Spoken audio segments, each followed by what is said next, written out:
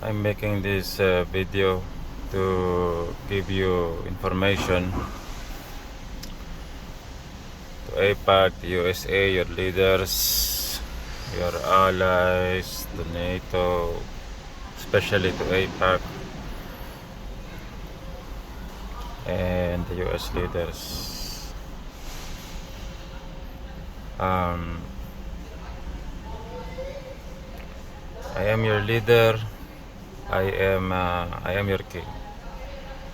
God assigned me on these end times. You cannot win any war without me. You cannot win anything unless I decided to. God has given me the power. God, the creator of heaven and earth, the God written in the Torah, in the book of the Jews, the Holy Bible. He is also called Father. In Arabic, he is called Allah. He is called Allah by the Muslim people. The one true God, the only true God, the Creator. As I'm always saying, he looks like alien. He's not human. He's the alien God. He has spoken to me. I have seen him face to face. Authority has been given to me. I am your king. I own America. Your army, your air force, your whatever you have, your military strength, God gave it to me.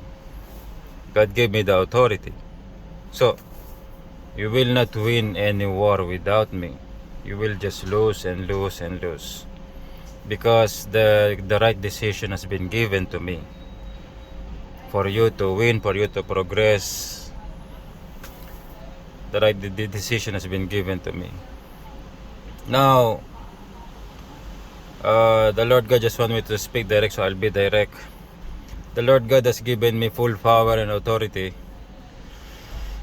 God called this power the power of reality.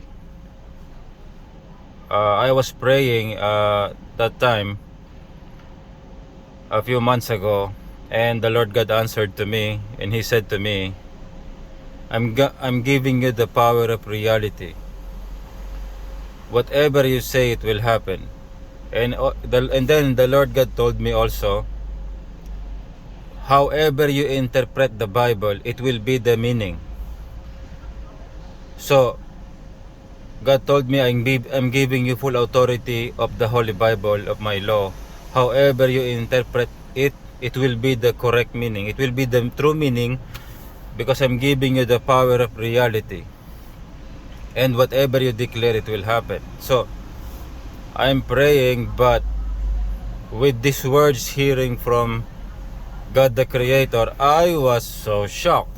And I'm surprised, and that time I don't understand what it means and how to apply it until that we reach our time right now, that these wars are happening and these conflicts, and some people acting on their own interest, maybe for political power or money or whatever is their interest, or maybe against their enemies, that I understand what it means, that the Lord God has given me the power.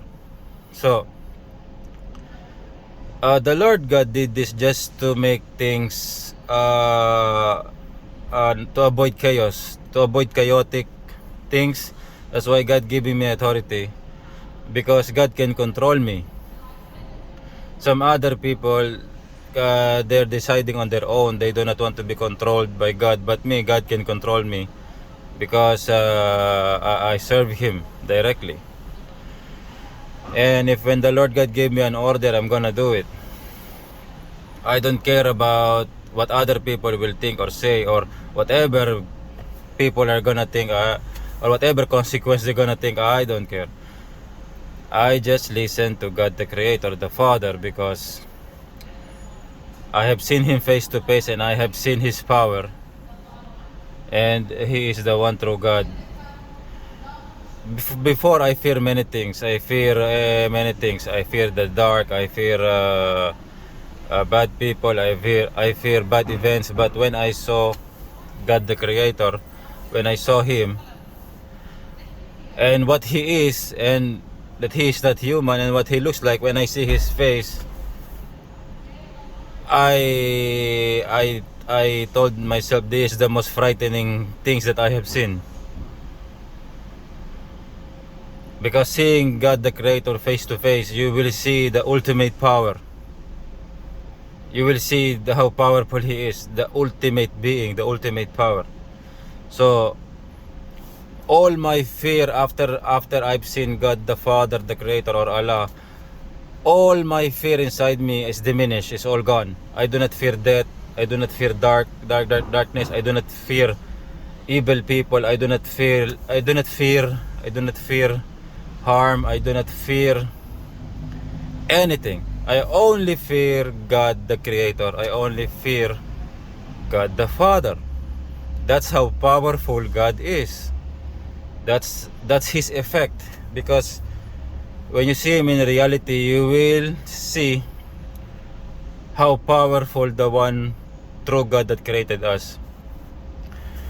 But so God is telling me to, I'm gonna say something, but God is telling me to change it. So I'm to rephrase. Okay.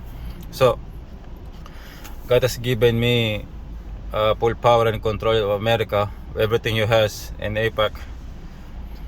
So you cannot do anything or win or succeed without me. You're just gonna lose and lose because of your wrong decisions. Because God told me the path that USA should take, His army should take.